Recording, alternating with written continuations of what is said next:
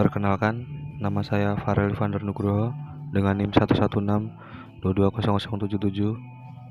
ingin mempresentasikan review jurnal berjudul Hydrogen Related Fracture Behavior Under Constant Loading Tensile Test in Sequenced Low Carbon Martensitic Steel. Baik, masuk ke bagian pendahuluan. Jadi hidrogen ini dia bersifat merusak logam dan paduannya, dan terjadi degradasi material yang dikenal sebagai embrittlement hidrogen atau fraktur yang terjadi akibat hidrogen. Jadi baja martensitic yang memiliki kekuatan yang tinggi, dia memiliki kerentanan yang tinggi juga terhadap embrittlement hidrogen. Jadi menghambat penerapannya secara praktis pada aplikasi, contohnya pada bodi mobil. Lanjut ke bagian metode penelitian. Jadi sampel yang digunakan pada jurnal ini adalah paduan Fe8Ni dengan 0,1 karbon dengan komposisi kimia sebagai berikut.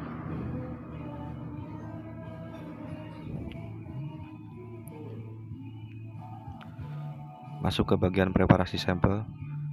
Jadi baja ini dia dilakukan heat treatment pada kondisi satu fasa, yaitu austenite pada suhu 1000 derajat Celcius, dan dilakukan holding time selama 30 menit. Dan setelah itu dilakukan quenching menggunakan air es garam, dan dilakukan lagi pendinginan sub 0 menggunakan nitrogen cair. Jadi setelah heat treatment yang dilakukan ini, baja memiliki fase martensik yang meningkatkan kekuatan dari baja tersebut.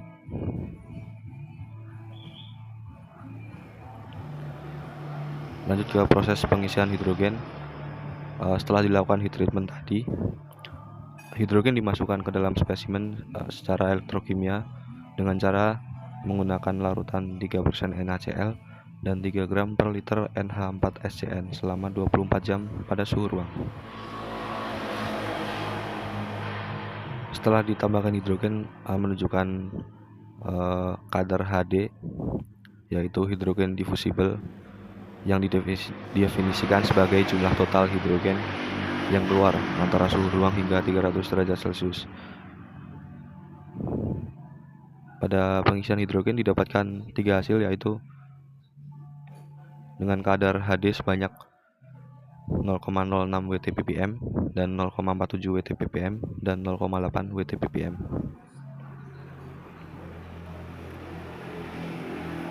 Lanjut ke bagian karakterisasi.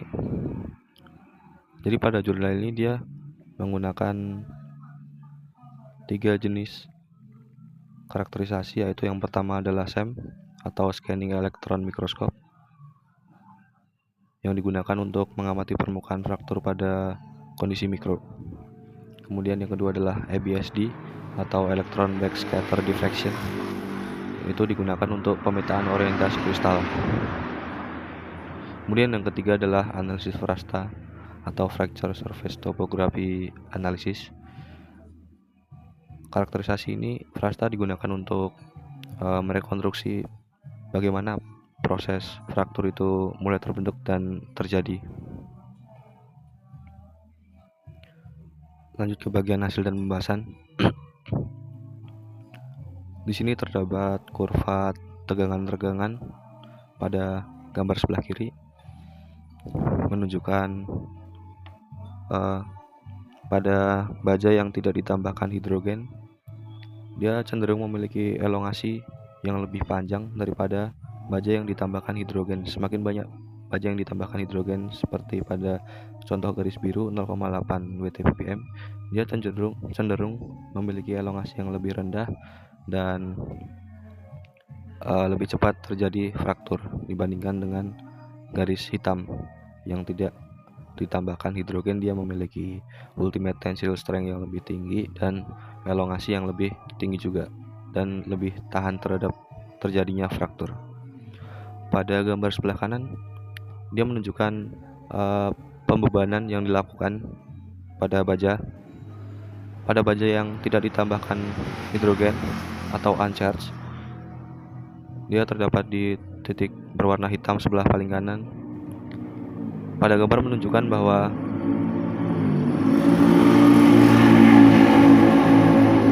baja yang tidak ditambahkan hidrogen,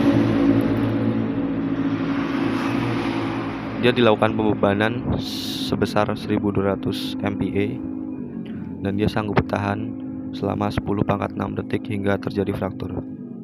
Berbanding terbalik dengan baja yang ditambahkan banyak hidrogen pada HD sebesar 0,8 WT/ppm pada garis atau titik biru paling kiri, dia menunjukkan bahwa diberi pembebanan sebesar 1000 MPa, kemudian langsung mengalami fraktur pada 10 detik.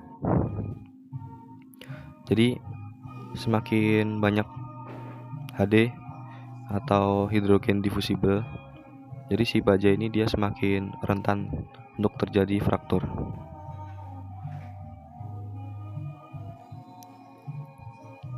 Baik, kemudian lanjut ke slide selanjutnya, permukaan fraktur. Jadi pada slide ini dia menunjukkan pencitraan SEM atau scanning electron microscope. Pada gambar sebelah kiri dan kanan bisa dilihat untuk permukaan frakturnya. Di sini di slide selanjutnya juga terdapat pencitraan dari SEM pada gambar berwarna hitam putih, dan pada gambar sebelah kanan yang berwarna warna-warni dia menunjukkan pencitraan dari EBSD yang menunjukkan atau memperlihatkan dari orientasi kristal baja martensite tersebut. Pada gambar yang atas dia menunjukkan bahwa pada tegangan tinggi fraktur terbentuk lebih sedikit, dan pada tegangan tinggi yang bergambar sebelah bawah dia menunjukkan fraktur yang lebih parah daripada tegangan rendah. Lanjut masuk ke pembahasan bagian fraktur tegangan rendah dan tinggi. Pada slide ini menunjukkan bahwa dilakukan analisis frasta pada fraktur dengan tegangan rendah. Jadi pada analisis frasta ini menunjukkan pembentukan intergranular surface, quasi-cleavage surface, dan dimple surface. Pada tegangan rendah ini fraktur intergranular dia terjadi pada bagian permukaan saja, kemudian mulai masuk ke dalam membentuk quasi-cleavage surface dan dimple surface yang bisa dilihat pada gambar mulai terbentuk warna hijau dan merah. Tapi berbanding terbalik pada fraktur tegangan tinggi, pada slide selanjutnya bisa dilihat intergranular surface, quasi-cleavage, dan dimple surface dia mulai terbentuk secara merata, tidak hanya pada bagian permukaan tetapi pada bagian dalam baja tersebut. Mereka bertiga mulai terbentuk dan mengakibatkan lebih cepat terjadinya fraktur atau patah pada baja tersebut. Baik, kemudian lanjut ke bagian proporsi faktor.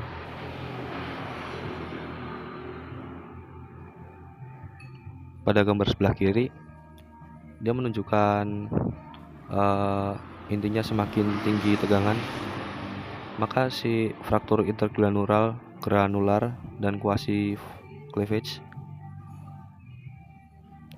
semakin tinggi.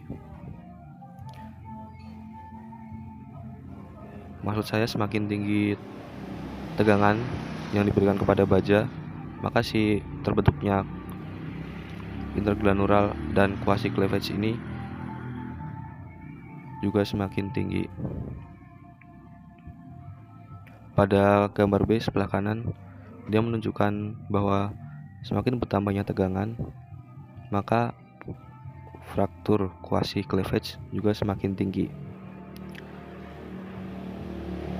Seperti yang sudah saya jelaskan pada slide sebelumnya tadi, bahwa pada tegangan rendah dia hanya terbentuk intergranular surface dan mulai terbentuk dimple dan quasi cleavage. Tetapi pada fraktur tegangan tinggi, si intergranular, quasi cleavage, dan dimple surface ketiganya ini dia terbentuk secara bersamaan dan merata dan terbentuk di dalam, tidak hanya di permukaan baja. Kemudian lanjut ke slide selanjutnya, yaitu mohon maaf, ini adalah slide yang lupa saya hapus pada presentasi saya sebelumnya. Lanjut ke bagian kesimpulan. Yang pertama, waktu fraktur menurun seiring dengan meningkatnya tegangan yang diberikan dan kandungan hidrogen diffusible atau HD. Yang kedua, analisis Vrasta menunjukkan bahwa pada tegangan rendah sekitar 400 MPa, fraktur intergranular dimulai dari sisi spesimen dan menjalar ke dalam. Fraktur quasi cleavage muncul dari celah intergranular yang sudah ada. Fraktur ulet atau dimple surface terjadi pada tahap akhir fraktur. Sebaliknya, pada tegangan tinggi sekitar 1000 MPa, beberapa fraktur intergranular muncul serentak di dalam spesimen, seperti yang sudah saya jelaskan tadi.